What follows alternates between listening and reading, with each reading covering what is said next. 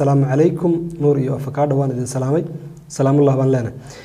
waxaad fataaxo jooga magaalada Hargeysa waxaan kaga qayb qaadanayaa sheekadan gaaban nin muqayyil ahaa ayaa maalin jaad doontay lacagtii ayaa laga xaday buuri kadibna in badan ayuu wareegay buuri oo cid jaad maanta u qaad raadiyay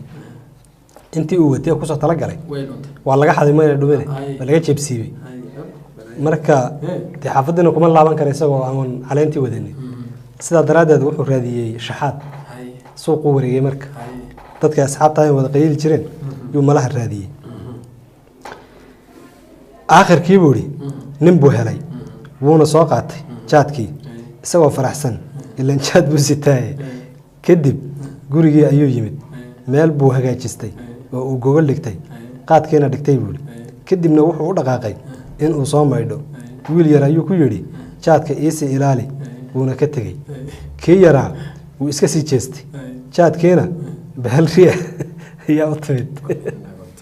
halka shaxaadka loo gaaray riyara socota baa u timid waxa kolka hore ragii riyaha ka dhaxeeya dib leh way cuntay kii yaraa wuu ka daba carray buu riyo si cunayso si xaga hore socoto arkay mugti wuu ka daba carray buu wayna la tagtay buu gaari waayay riyada kolka aragtin lagu soo orday way fakatay markii yaraana wuu ka daba gaari waayay iskaga soo laabtay show ninkii baa soo baxay isagoo isu diyaarinaya qayilkii mise meesha jaad ma yaalo kii yaraa ugu yiri mee jaadkii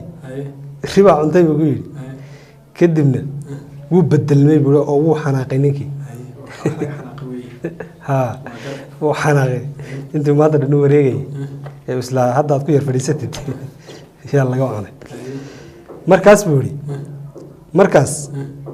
ayuu kii yaraa intuu saa u eegay buu wuxuu ku yiri buu waryaa rida wajigeedii ma garanaysaa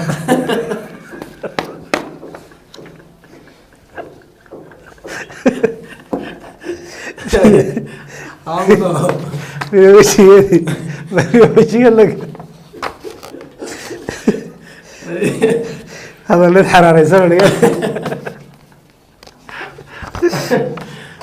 كذا قرن دو ايه اي ما ارجع سمدي ثانكس بودي عبد الفتاح بالليل هذا ادون سلامين عبد الفتاح اوكي